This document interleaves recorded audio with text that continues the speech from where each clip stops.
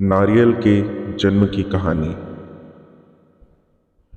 प्राचीन काल में सत्यव्रत नाम के एक राजा राज करते थे। वह प्रतिदिन पूजा पाठ किया करते थे।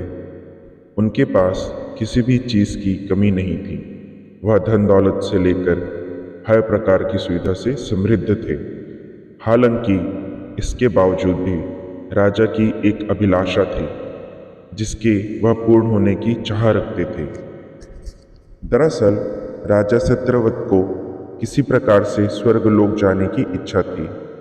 वह अपने जीवन में कम से कम एक बार स्वर्गलोक के सौंदर्य को देखना चाहते थे, लेकिन उन्हें इसका मार्ग नहीं पता था। इधर दूसरी तरफ ऋषि विश्वामित्र अपनी तपस्या के लिए घर से बाहर निकले। चलते चलते वह अपनी कुटिया से काफी आगे चले गए थे। काफी समय बीत गया, लेकिन वह नहीं लौटे। इस कारण उनका परिवार भूख और प्यास से तड़प रहा था। राजा सत्यव्रत को जब यह पता चला तो उन्होंने ऋषि विश्वामित्र के परिवार के पालन पोषण की जिम्मेदारी ले ली। कुछ समय बाद जब मुनिवर लौटे तो वे अपने परिवार को कुशल देख काफी प्रसन्न हुए। उन्होंने पूछा कि उनकी अनुपस्थिति में किसने उनकी देखभाल की।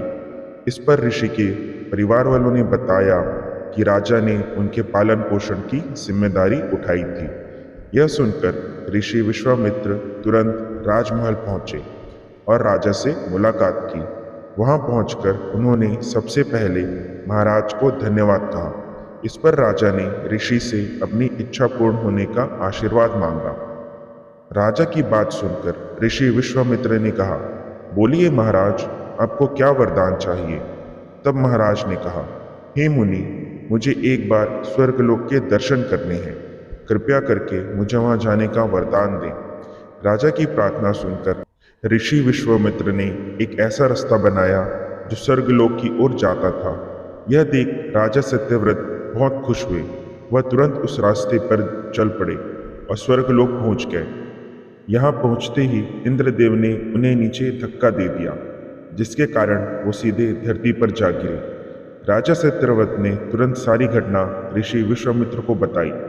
राजा की बात सुनकर ऋषि विश्वामित्र गुस्से से आग बबूला हो उठे। उन्होंने तुरंत सभी देवताओं से इस बारे में बात की और इस समस्या का हल निकाला, जिसके बाद राजा के लिए एक नया स्वर्गलोक बनाया गया। नए स्वर्गलोक को पृथ्वी और देवताओं के स्वर्गलोक के बीचों बीच स्थापित किया गया था, ताकि किसी को परेशानी ना हो।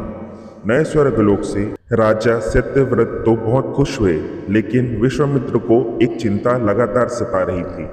उन्हें डर था कि नया स्वर्गलोक कहीं जोरदार हवा के कारण गिरना पड़े। अगर ऐसा होगा तो राजा सत्यव्रत दोबारा से धरती पर जा गिरेंगे। काफी सोच विचार के बाद ऋषि विश्वामित्र को एक उपाय सूझा।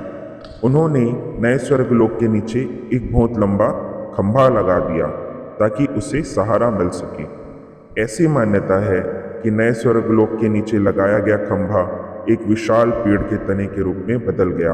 यही नहीं, कुछ समय पश्चात जब राजा सत्यव्रत की मृत्यु हुई तो उनका सर एक फल में तब्दील हो गया। सभी इस खंभे को नारियल का पेड़ कहा जाने लगा, जबकि राजा का सिर नारियल के रूप में जाना गया। यही कारण है कि नारियल का पेड़ इतना लंबा होता है। इस कहानी से हमें यह सीख मिलती है कि अगर सच्चे मन से किसी की मदद करें तो हमारी हर ख्वाहिश पूरी हो सकती है।